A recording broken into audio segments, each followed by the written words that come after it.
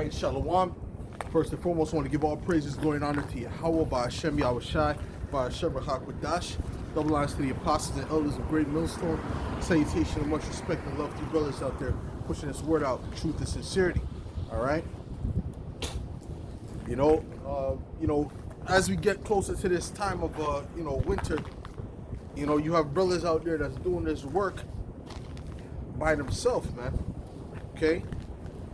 I being one of those brothers. Your brothers doing the work by themselves, and you got a lot of sideline cheerleaders, right? That know that they're Israelites, but they're not putting their hand to the plow and actually doing the work. The Most High is gonna destroy you, man. All right?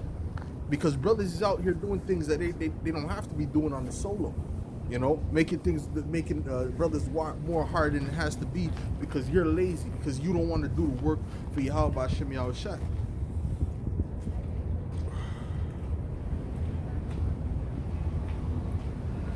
Let's get Proverbs, man. Matter of fact, let's get 1 Corinthians.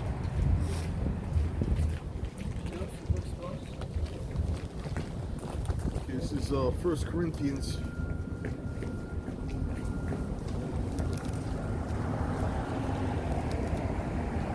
1 and verse 21, and it says, "For after that, in the wisdom of the Most High, the world by wisdom knew not the Most High. It pleased the Most High by the foolishness of preaching to save them that believe," man. So by doing this work, which is considered foolishness, all right, the Most High, Lord willing, He will deliver those that endure unto the end. Now, that's guaranteed. That's 100%. Okay. Why? Because we were out there pushing this word out, pushing the truth out. Enduring. You see what I'm saying? While other people were at home doing nothing, man. They weren't out here battling the elements like this, man. When you don't got enough bread to actually get, get the things that you actually need for this type of weather. The materials for camp. You don't got the bread to do that. You see, but you don't have brothers out here doing. They're not even helps, man. They claim to believe in Yahweh by Hashem Yahushai, but they're not even helps. You see? The Most High is going to bring judgment on these people. Because why? Because guess what? The Most High sent us out there. We've been telling you that you're Israelites for the longest time. But you didn't want to take heed to that, man. You wanted to, you took heed to it. Some of you took heed to it, but you want to do your own thing, man. You haven't really turned to Yahweh by Hashem Yahushai. You turned with your mouth. You gave lip service. But when it came to that action, you weren't ready to do that, man. You see, and the Most High requires action. He's not looking for lip service.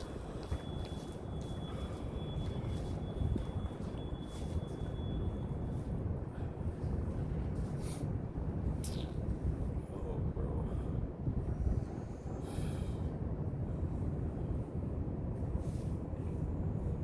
This is Proverbs 1 and 20.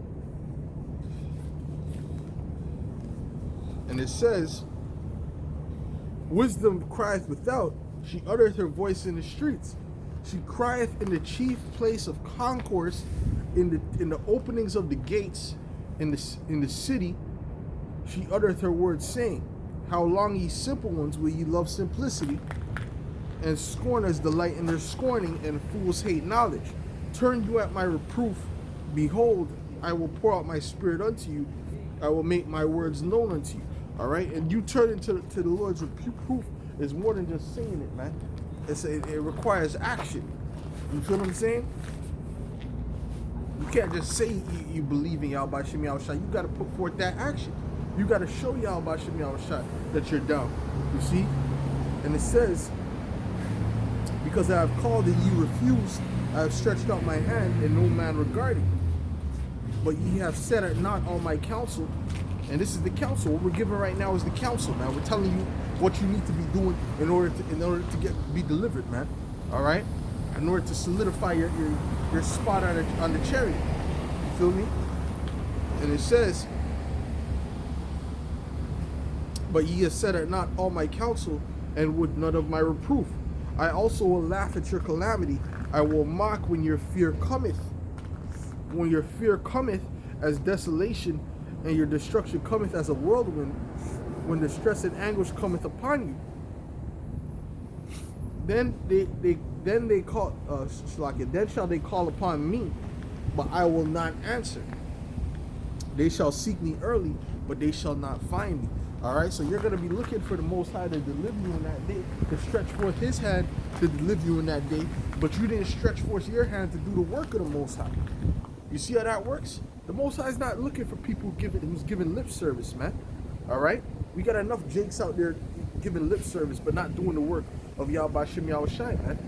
All right, it says, when your fear cometh as desolation, and your destruction cometh as a whirlwind, when distress and anguish cometh upon you, then shall they call upon me, but I will not answer. They shall seek me early, but they shall not find me. For that they hated knowledge and did not choose the fear of the Lord. Right? And fearing the, how do you prove that you fear the Lord? By doing His work, man. Okay, that's the proof that you fear the Lord. You can say you fear the Lord, but by doing His work is how you prove you fear the Lord. All right. It says, they would none of my counsel, they despised all my reproof. Therefore shall they eat of the fruit of their own way, and be filled with their own devices. For the turning away of the simple shall slay them, and the prosperity of fools shall destroy them. Okay? Let's get Isaiah 65, man. This is Isaiah 65. And I'll start at verse 12. It says, therefore will I number you to the sword, and ye shall all bow down to the slaughter, because when I called, ye did not answer. When I spake, ye did not hear, but did evil before mine eyes, and did choose that wherein I delighted not. So basically, to prove that you're called, right? You come out here and you push this word out, man. All right, that's the proof that you're called. You see, to be chosen is something different. But the proof that you're called, you got to come out here and push this word out. You see? So if you're not doing that, you're not willing to put your hand to the plow, then guess what? The Most High is not dealing with you, man. All right? And it says,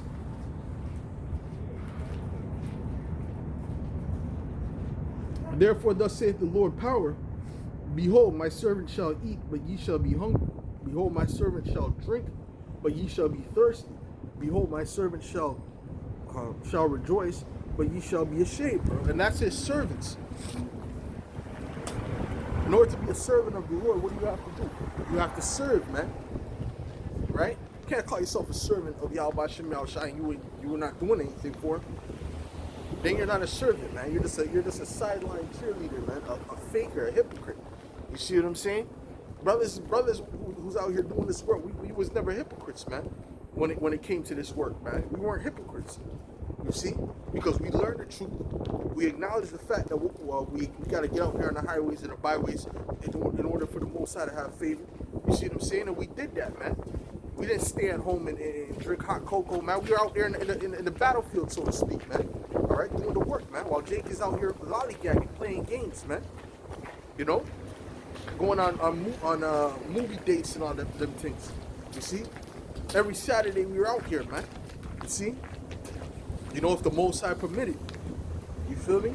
So that's how we were doing it. So that means what? We put action behind that, man. So when that time comes for the Most High to say, listen, yo, who am I gonna deliver in this time of great tribulation? He's gonna look for the elect. He's gonna look for those who did His will, man, who actually served Him, man. He's not gonna be dealing with people who are talking, man, who are running their beat shalom on the comment board, but you have a camp in your city that you don't go and see, man. You know, you don't try and be a part of that camp. You don't try and help them brothers. You see, or that brother. Even if it's one brother, you should be. That even more, you should be out there, man. No matter if it's 1 or 100 brothers, you should be out there, being a part of this, man. You see what I'm saying? And it says, behold, my servant shall sing for joy of heart, but ye shall cry for sorrow of heart, and shall howl for vexation of spirit.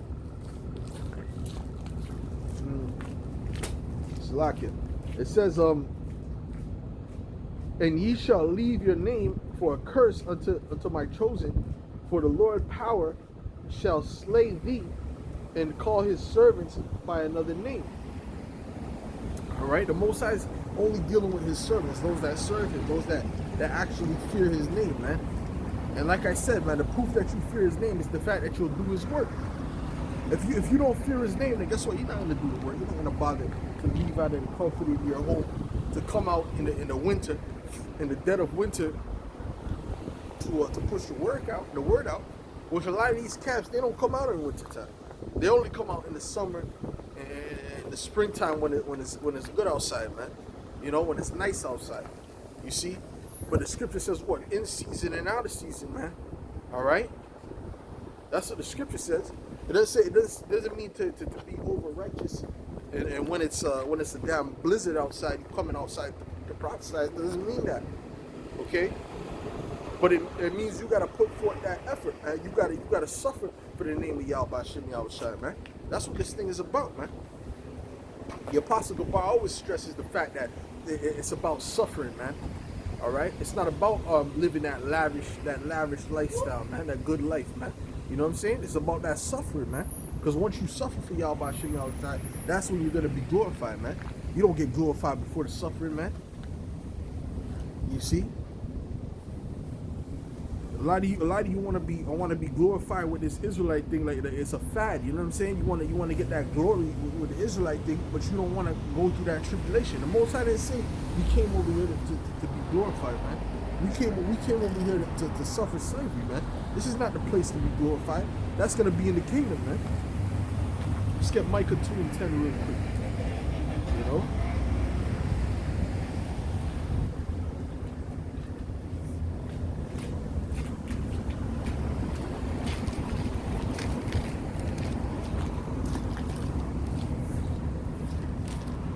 This is Micah 2 verse 10, and it says, "Arise ye and depart, for this is not your rest, because it is polluted, it shall destroy you, even with the sword destruction," man. So this is not our rest, man. All right, our rest is gonna come when Yahushua comes back, man. All right, when he comes back to set everything right, to heal the sick, that's when our rest is gonna be, man. Our rest is not gonna be before that. You see, you Jakes are trying to act like this is gonna be your rest, man. This is not gonna be the rest. All right. When you see Yahushua in that chariot, that's when our rest is here, man. That's when our rest is here for the elect, first and foremost. All right.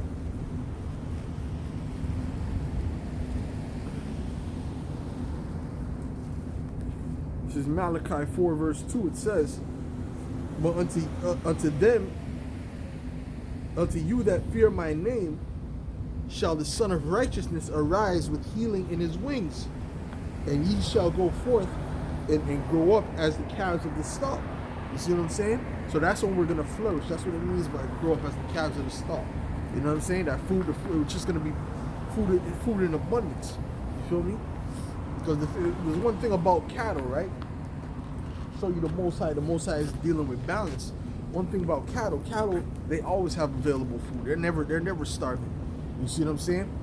Unless obviously there's some great famine and everybody's starving. You feel what I'm saying? Like as in like there's a drought and every creature starves. Every creature suffers at that point. But when everyone on a normal basis, them cattle are eating, man, because they eat of the grass of the field, which is everywhere. You feel what I'm saying? The predators are really the ones that have to that really struggle to eat, man. You know, that have more of a chance of dying of starvation, man. You know. So really, technically, the calves and things like that, you know, the cattle, they really have they really have it easier than the predators, man. When you really look at it. So that's what it means when it says that we shall be as the calves of the stall. You feel me? Because Israel's gonna flourish in that time, man. Let's get Revelations 21 real quick.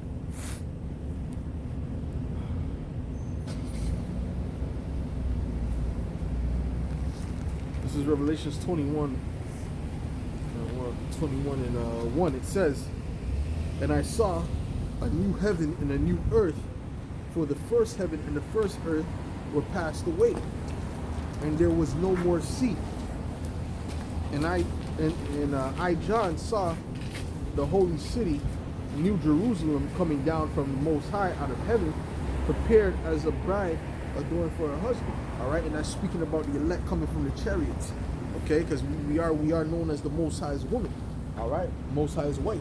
All right, so the elect coming down from the chariots. That's what it means when it says New Jerusalem. All right. And I heard a great voice out of heaven saying, behold, the tabernacle of the Most High is with men, and he will dwell with them, and they shall be his people, and the Most High himself shall be with them and be their power.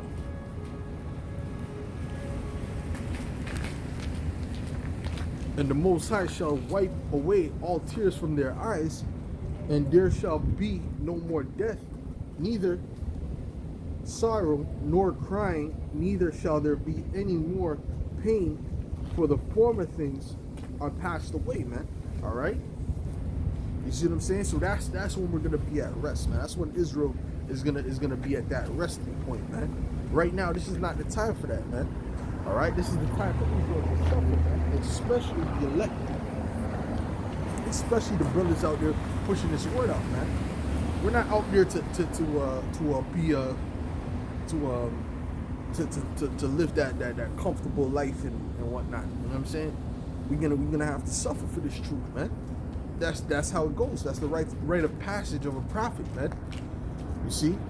But then when it comes to the glorification, we're gonna get the best part of that. We're gonna be glorified more than any of the people of our nation. You see what I'm saying?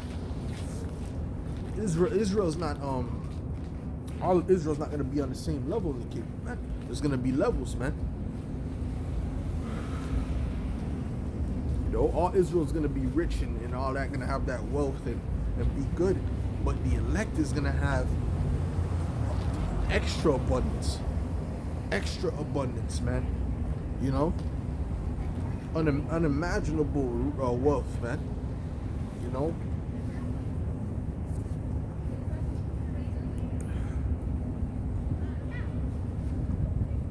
Matter of fact, I can continue in Revelations 21, actually. Let's continue with that. It says, and he that sat upon Salakia, and he that sat upon the throne said, behold, I make all things new. And he said unto me, write, for these words are true and faithful. And he said unto me, it is done. I am Alpha and Omega, the beginning and the end. I will give unto him that is athirst of the fountain of the water of life freely. He that overcometh shall inherit all things, and I will be his power, and he shall be my son. But the fearful and the unbelieving and the abominable and murderers and whoremongers and sorcerers and idolaters and all liars shall have their part in the lake which burneth with fire and brimstone, which is the second death. Okay, and that's the 2/3. 2/3 are gonna have to feel those.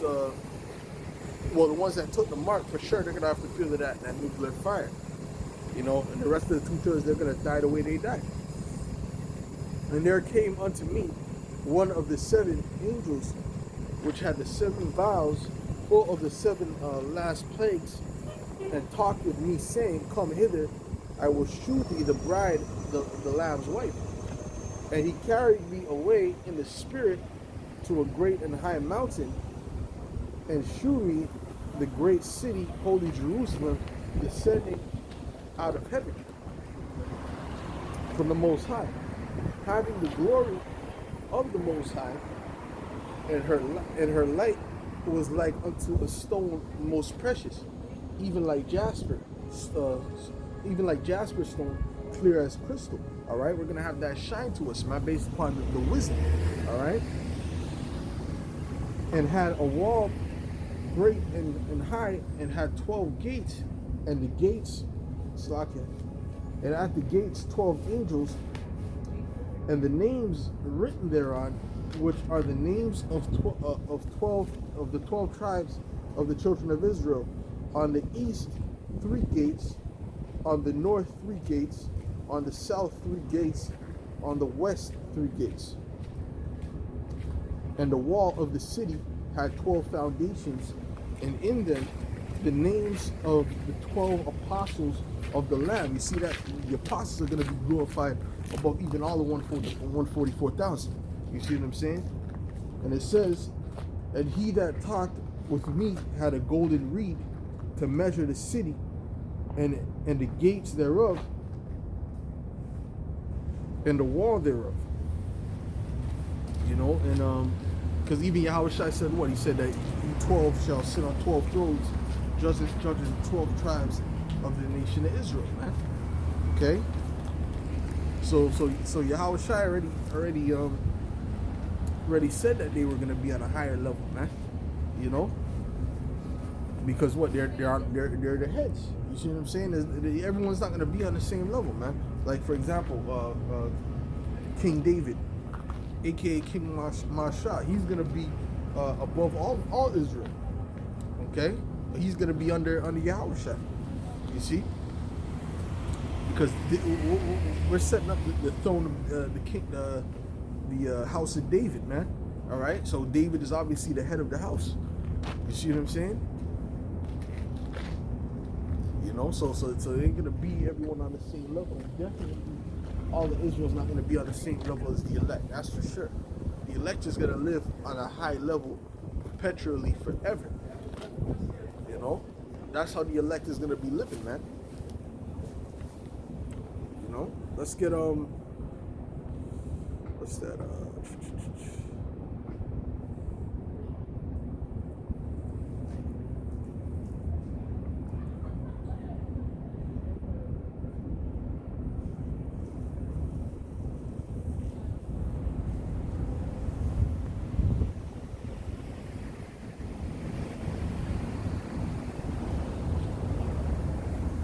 Psalms.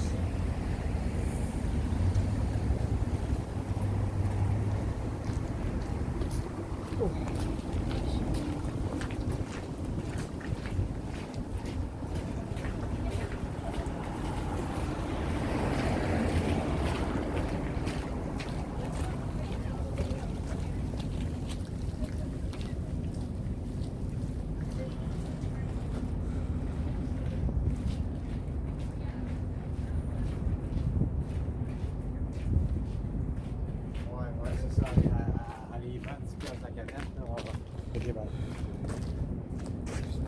Yo.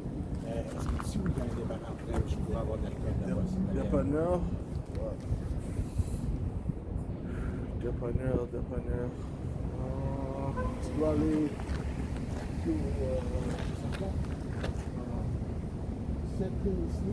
Tu vas aller sur cette ligne ici. Tu vas aller jusqu'au bout. Tu vas voir le Burger King. Et tu vas aller sur cette ligne-là. Le rue que le Burger King est sur, tu vas rentrer là juste à côté.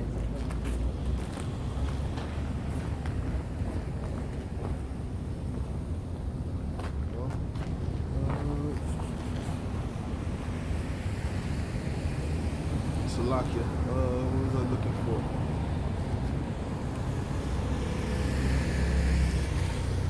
This is Psalms 149 and verse 1. It says, let the high praises of the Most High be in their mouth, and a two-edged sword in their hand, to execute vengeance upon the heathen and punishments upon the people, to bind their kings with chains and their nobles with the fetters of iron, to execute execute upon them the judgment written. This honor have all his saints. Praise ye Yahweh B'Shem Yahushua. All right, but guess what? When it comes to those nobles, the elect is gonna really get those nobles, man. Starting with Yahushua, of course. Yahushua is gonna get the top of the top, but you see, the elect is also gonna get some of them nobles, man. You see what I'm saying? To be as their servants, man, which is gonna feel even better. You see what I'm saying? That's a great honor. You know, you think the average 2/3 Israelite that comes back in the kingdom is gonna have a noble as his personal servant? Nah, man. He's gonna have one of the regular Edomites, man. Them Joe Smoke Edomites and them Edomites and low level Edomites. You know, the elect is gonna have whatever, man, the cream of the crop, man. You see what I'm saying? Of everything. You know. Also, the elect is known as what? The first fruits. So yes, the elect is actually gonna inherit the first fruits of everything. They're gonna get the best of everything. See what I'm saying? Because the first fruit is basically is the best. You see what I'm saying? So Yahweh, that's why we have to give the Most High of the first fruits, because He gets the best portion. You see, the tithes, the 10%. You know what I'm saying? Off top, He gets paid first. You see me? Salakia. Okay. So you know that's how that goes, man. You know. But this hell is almost over with, man. We're not gonna have to continue in this hell for too much longer, man. The amount of wickedness that's multiplying in this place, we know that it's just gonna get worse, bro. It's not gonna get any better. It's not gonna be. These people are not gonna stop. It's gonna get worse. Everything that we're seeing now, we done said that years ago, before it happened, man. You know, these people are gonna start promoting pedophilia. Look, they're promoting pedophilia. They're gonna normalize that real soon. You know, they're gonna start normalizing bestiality, which that's normalized in certain states. Certain states, that's all right. But they're gonna start pushing that to the youths. It's like they're trying to push this transgenderism to the youths, man. Because this is a real sick and satanic society.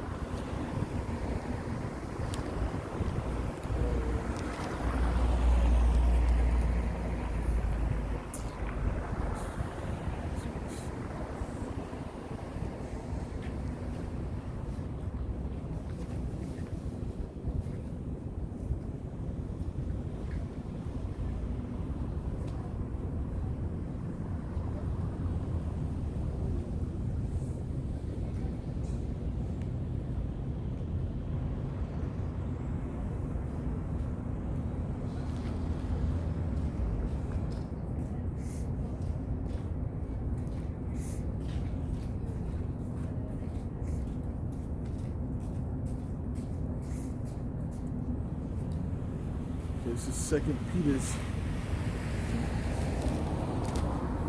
3:13. It says, "Nevertheless, we, according to His promise, look for a new heaven and a new earth, wherein dwelleth righteousness." You know, so we're searching for that new heaven and that new earth wherein dwelleth righteousness. Because under this Edomite system, there's never going to be any righteousness. Slakia. Esau was not set up to do righteousness. Esau was set up to do wickedness, man. And you can't expect him to do anything else than what he was set up to do. Because the Most High set him up to do that. You know? The Most High set him up to do that wickedness, man. If Esau was created to be righteous, this would be the kingdom. But he wasn't, man. And this is what Vocab can't get. Like, he can't explain who this man is ruling right now. He can't explain it, man. He can't explain it. Okay, because at the end of the day, there was a vision, right? There was a vision that was given to Alexander, and Alexander knew who he was. You see what I'm saying? He knew where he fell in the vision of that the king of Babylon had. You see what I'm saying? And the king of Babylon had a vision of the statue, the head of gold, the breastplate of silver, all the way down to the feet of brass mixed with iron mixed with miry clay. That's the time that we're living in right now, right? You got to ask Vocab if he knows what time we're living in based upon that. You see, and if he says we're living at that time, then guess what? He has to apply the fact that Esau would be the last ones ruling, man, according to 2nd Ezra 6 and 9. Let's get that real quick.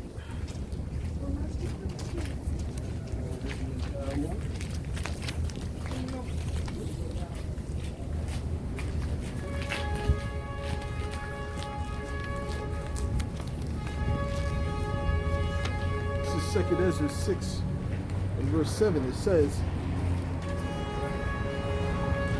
"Then answered I and said, What shall be the parting asunder of the times, or when shall be the end of the first and the beginning of it that followeth? All right. So basically, Ezra is asking when is going to be the end of the world, the kingdom of heaven. When is that going to come in? All right. And he said unto me, from Abraham unto Isaac, when Jacob and Esau were born of him, Jacob's hand held first the heel of Esau, for Esau is the end of the world, and Jacob is the beginning of it that followeth, man. All right. So that shows you that Esau is ruling right now. Okay. This is the rulership of the Edomites.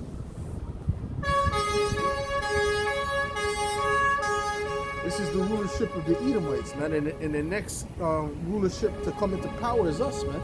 All right, the Israelites. Because once Esau goes down, we come up. That's why Esau equates Jake's uprising, or Jake getting, bettering themselves as a whole, as he equates that to his downfall. All right, many examples of Esau bugging out when Jake, like the Jack's preview for the video game, right?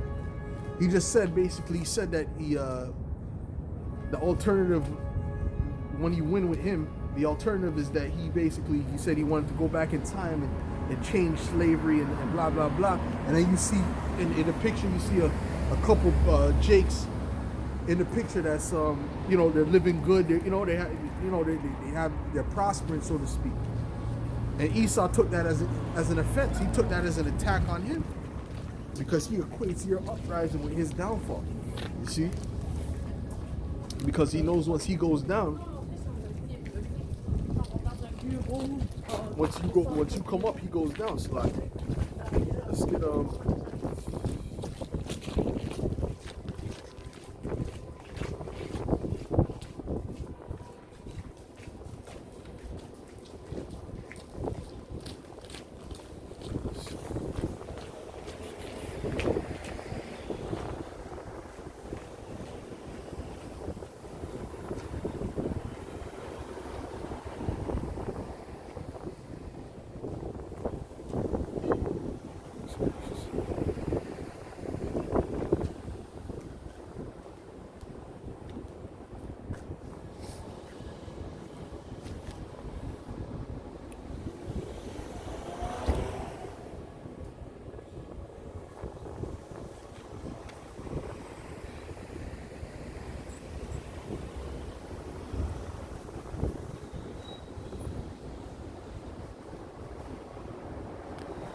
Romans 9.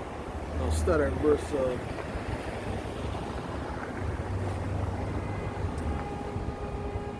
10. It says, and not only this, but when Rebekah also had conceived by one, even by our father Isaac, for the children being not yet born, neither having done any good or evil, that the purpose of the Most High, according to election, might stand, not of works, but of him that calleth. All right. So it was all about the election of the Most High. The Most High chose us over Esau. You see what I'm saying? So it had nothing to do with what Esau did in the beginning, because really Esau was already chosen to be the wicked. You see? And it says, it was said unto her, the elder shall serve the younger. As it is written, Jacob have I loved, but Esau have I hated. You see? So the Most High hated Esau and he loved Jacob. What shall we say then? Is there unrighteousness with the Most High? The Most High forbid. For he saith to Moses, I will have mercy on whom I will have mercy, and I will have compassion unto whom I will have compassion. So then it is not of him that willeth, nor of him that runneth, but the Most High that sheweth mercy. For the scripture saith unto Pharaoh, even for this same purpose have I raised thee up, that I might shew my power in thee, and that my name might be declared throughout all the earth. Therefore hath he mercy on whom he will have mercy, and whom he will he hardeneth. Thou wilt say then unto me, why doth he yet find fault? Right? Because he's saying basically, if the Most High is the one who's controlling it, how can he find fault in the people that do the wickedness? You see what I'm saying? But what does the Most High say? He says, for who hath resisted his will? Nay, but O man, who art thou that repliest against the Most High? Shall the thing formed say of him that formed it, why hast thou made me thus? You see what I'm saying? So you can't get, if you build something, that thing can't come up and say, why'd you build me like this? And that's what Esau is doing against the Most High. He's basically trying to forge his way into the blessing to be something that he wasn't created to be, man. All right, he's trying to basically forge his way into ruling forever, and that's not gonna happen, man. Esau's time is up, man. All right, and it says, hath not the potter power over the clay of the same lump to make one vessel unto honor and another unto dishonor? What if the Most High, willing to shew his wrath and to make his power known, endured with much long suffering the vessels of wrath fitted for destruction? And that's speaking about the Edomites, man. They're fitted for destruction. You know, that's that vessel of wrath fitted for destruction, man. Okay, because the Most High created them to be destroyed ultimately. You see, so that's why Esau, when he sees our uprising, knowing that we're supposed to be the next rulers, he equates that with his downfall. You know, whatever it is, man. However minute it might be. You see what I'm saying? But that's all spiritual, man. Jake doesn't get that, man. That this is really an ancient hatred that Esau has for you. This is not no thing that he just developed, you know, or he just looked at you and he hated. No. This is really spiritual. He doesn't even know why. You see what I'm saying? He doesn't understand why he was lynching you back in the time. He doesn't know what the fuck he was doing. He thinks he was doing that because you know how he thought you were wicked or whatever the case was. But really, that was an ancient hatred going back to his forefather Esau. Let's get that in Genesis 25, man, because it said that they were what? They were struggling in the womb, which means that when you look up that word struggling, it means they were like they were oppressing, they were bruising, they were literally fighting in the womb. You know, they are trying to kill each other, man, because that's a spiritual thing.